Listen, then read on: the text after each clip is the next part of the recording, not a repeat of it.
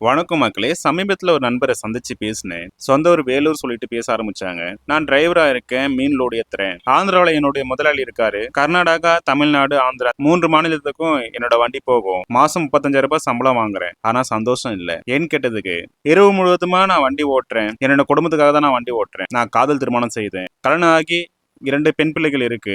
ஆனா நல்ல நாள் விசேஷம் எதுக்குமே நான் வீட்டுக்கு போனது இல்ல. சேலத்துல இருந்து நான் ஆந்திராவுக்கு போகும்போது என்னோட ஊர் வேலூரை தாண்டி தான் நான் போவேன். அப்ப கூட என்னோட வீட்டுக்கு போக முடியல. கண்ணீரோட பயணம் செய்வேன். இவ்வளவு காசு இருந்தும் சந்தோஷம் இல்லாம போச்சு.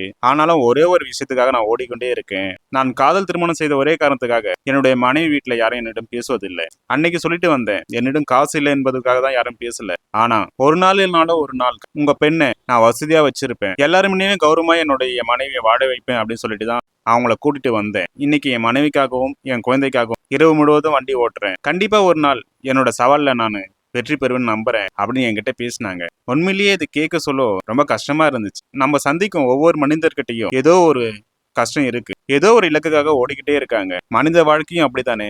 ஏதோ ஒரு இலக்குக்காக நம்ம ஓடிக்கிட்டே இருப்போம். அதுல வெற்றி பெறும் வரை நம்மளோட பயணம் ஓடிக்கிட்டு தான் இருக்கும். கண்டிப்பா என்னைக்காச்சும் ஒரு நாள் நம்ம வெற்றி பெறுவோம். இந்த நண்பரும் வெற்றி பெறணும்னு என்னோட ஆசை. கண்டிப்பா வெற்றி பெறுவார்னு நான் நம்புறேன். நம்புவோம். நன்றி.